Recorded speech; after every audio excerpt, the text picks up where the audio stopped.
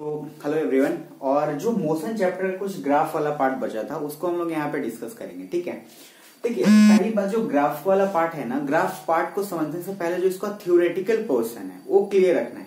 Theoretical portion क्या, जैसे formula. ठीक है, फॉर्मूला जैसे क्या आप ऐसे समझ सकते हैं, मान लीजिए S is equal to V T.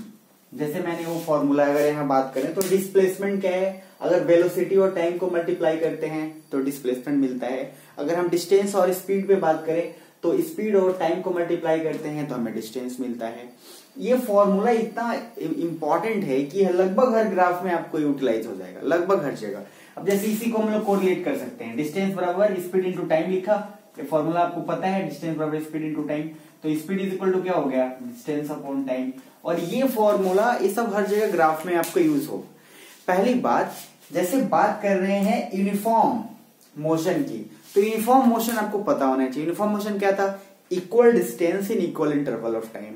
अगर वो नहीं पता है तो फिर ग्राफ को समझना टफ हो जाएगा।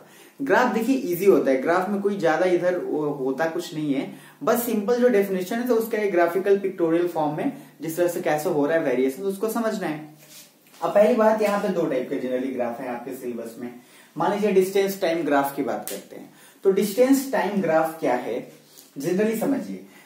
एक्स एक्सिस के अंदर हम लोगों ने टाइम को लिया और वाई एक्सिस के अंदर हमने डिस्टेंस को लिया।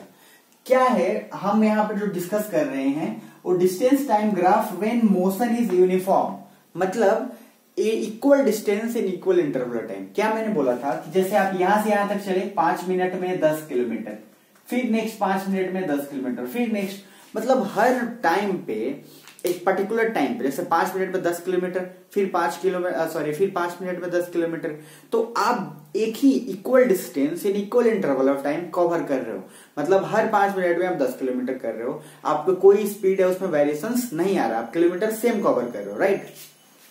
तो यहाँ पे क्या है, अब आपको मान लो यहाँ पे 0, 10, 20 कुछ भी समथिंग हमने दिया, मतलब 10 मिनट में आपने इतना डिस्टेंस कवर किया, फिर नेक्स्ट 10 मिनट में आपने इतना ही कवर किया, फिर नेक्स्ट 10 मिनट में आपने इतना ही कवर किया, तो ग्राफ कैसे बन रहा है, स्ट्रेट लाइन।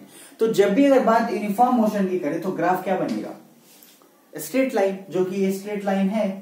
अब हम बात करते हैं नॉन यूनिफॉर्म की, तो नॉन यूनिफॉर्म क्या होता है, unequal distance in equal interval time. मतलब आपने 5 मिनट में 10 किलोमीटर कवर किया पहले 5 मिनट में, फिर दूसरे 5 मिनट में आपने 8 किलोमीटर ही कवर किया, फिर तीसरे 5 मिनट में आपने हो सकता है 6 किलोमीटर ही कवर किया, फिर चौथे में आपने 12 किलोमीटर कवर कर लिया। तो क्या हो रहा है, टाइम हर टाइम पे 5 मिनट के अंदर आपका डिस्टेंस डिफरेंट हो रहा है, अनइक्वल हो रहा है। तो टाइम आपको तो यही था 10, मान लीजिए 10, 20, तो हर 10 मिनट में आप डिस्टेंस कभी इधर कभी ज्यादा कर रहे हो कभी कम कर रहे हो, इसलिए यहाँ पे स्ट्रेट लाइन नहीं बनता है। ठीक है ना, यहाँ पे डिफरेंट रह भी जा सकता है, जिगजैग भी जा सकता है, पॉसिबिलिटीज है, कोई प्रॉब्लम नहीं है। लेकिन क्यों यहाँ पे नीचे क्यों नहीं आएगा, क्योंकि टाइम तो बढ़ रहा है। अब उसके बाद आपका डिस्टेंस तो हमेशा, आप जब टाइम बढ़ रहा है और आप गाड़ी मोशन में है, वो यूनिफॉर्म या नॉन यूनिफॉर्म की बात नहीं, लेकिन आप चला रहे हो तो आप तो डिस्टेंस तो कवर कर ही रहे हो ना। ऐसा तो नहीं कि डिस्टेंस कवर नहीं कर रहे हो, कम या ज्यादा, लेकिन आप पीछे तो नहीं आ रहे हो, ऐसा तो सिचुएशन है। इसलिए यहाँ पे ग्राफ ऐसे जाएगा, ये इस तरह से नीचे अप एंड डाउन क्यों नहीं होगा, क्योंकि आप कुछ ना कुछ डिस्टेंस तो कवर करोगे। तो खैर ये नॉन यूनिफॉर्म की बात होगी, आपको ये दिमाग में रखना है। अब आपको नॉन यूनिफॉर्म ही पता नहीं है तो कैसे पहचान पाओगे। ये डिस्टेंस टाइम ग्राफ है। अब सेम देखो यहाँ पे वेलोसिटी टाइम ग्राफ, याद रखिए वेलोसिटी क्या है, वेक्टर क्वांटिटी, तो वेलोसिटी वेक्टर, डिस्टेंस क्या है, स्केलर क्वांटिटी है। अगर स्पीड है स्केलर, तो वेलोसिटी मैंने जब बताते समय बताया था कि हमेशा क्या रिलेट करना, डिस्टेंस को डिस्प्लेसमेंट से, क्योंकि डिस्टेंस आपका हो गया स्केलर, डिस्प्लेसमेंट हो गया वेक्टर। उसी तरह से स्पीड को वेक्टर से, सॉरी वेलोसिटी से, तो स्पीड हो गया स्केलर क्वांटिटी और आपका वेलोसिटी हो गया वेक्टर क्वांटिटी। तो इस तरीके से आप अगर रिलेट करो तो कोई प्रॉब्लम नहीं होगा। यहाँ वेलोसिटी टाइम ग्राफ, अगर हम यूनिफॉर्म मोशन की बात करें, वेलोसिटी की बात कर रहे हैं, यहाँ पे आपका टाइम है, तो वेलोसिटी जो है वो उसके अकॉर्डिंग हम सोचो, वेलोसिटी का क्या फॉर्मूला होता है, वेलोसिटी इक्वल करोगे तो डिस्टेंस अपॉन टाइम। आपको वेलोसिटी कब मिलेगा, जब आप डिस्प्लेसमेंट अपॉन टाइम करोगे, जो मैंने फॉर्मूला लिखा है। तो यहां डिस्प्लेसमेंट अपॉन टाइम अगर आप मल्टीप्लाई करते हो तो आपको डिस्प्लेसमेंट मिलेगा, राइट। तो हम जब वेलोसिटी टाइम ग्राफ की बात कर रहे हैं, तो अगर हम वेलोसिटी को टाइम के रिस्पेक्ट में मल्टीप्लाई करते हैं तब हमें क्या मिलेगा, डिस्प्लेसमेंट। यहां पे ये जो आपको दिखा रहा है कांस्टेंट, एक कांस्टेंट इसलिए है क्योंकि सबसे इंपॉर्टेंट, आप अगर जब तक टाइम के अकॉर्डिंग वेलोसिटी, आप यहाँ डिस्टेंस की बात नहीं कर रहे हो, आप यहाँ वेलोसिटी की बात कर रहे हो, राइट। तो वेलोसिटी और डिस्टेंस में फर्क है। तो वेलोसिटी जो है वो क्या है, स्ट्रेट थ्रू आप जा रहे हो, और चूंकि टाइम यहाँ पे यूनिफॉर्म है, यानी कि आप यूनिफॉर्म में आपको डिस्प्लेसमेंट तो तभी हो पाएगा ना जब आप इक्वल उसमें टाइम कवर कर रहे हो, मतलब आप ज्यादा उसमें सेम स्पीड अगर आप डिफरेंट कर रहे हो तो स्पीड डिफरेंट करोगे तो कभी भी तो यूनिफॉर्म होगा ही नहीं। तो आपकी वेलोसिटी तो कांस्टेंट रहनी चाहिए, तभी तो मोशन यूनिफॉर्म होगा ना। अगर वेलोसिटी कांस्टेंट ही नहीं है तो मोशन यूनिफॉर्म कैसे होगा। इसलिए यहाँ पे जब भी कांस्टेंट आए तब आप समझ लेना वेलोसिटी और टाइम यहाँ पे, अगर वही यहाँ पे हम बात करते अलग ढंग से, जैसे यहाँ पे डिस्प्लेसमेंट की बात करते तो ग्राफ इस ढंग से नहीं बनता।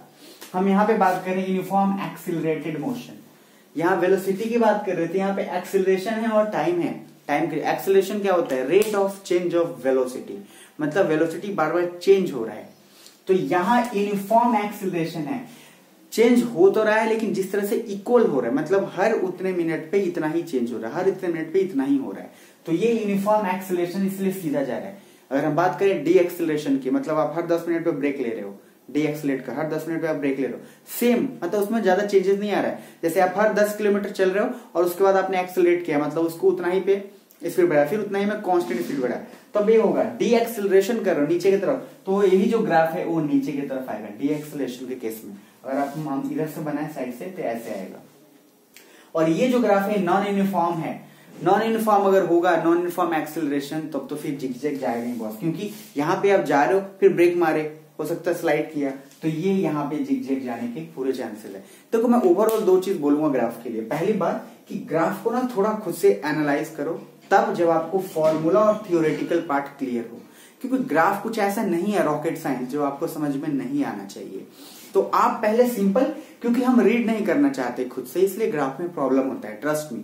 अगर आप एक बार रीड करोगे तो समझ में आ जाएगा, बट टर्म्स एंड कंडीशन ये है कि पीछे का थियोरेटिकल पार्ट क्लियर होना चाहिए, यूनिफॉर्म, डिस्टेंस, टाइम, फॉर्मूला, ये क्लियर है तो ग्राफ कुछ बड़ा बात नहीं है। तो फिर भी मैंने जो कोशिश किया है वो लगभग आपके सिर्फ अकॉर्डिंग, सिर्फ आपके लिए, जो पर्टिकुलर टाइम तक, पर्टिकुलर एक सिलेबस तक ये आपके लिए वैलिड होगा, इससे कोई प्रॉब्लम नहीं होगा।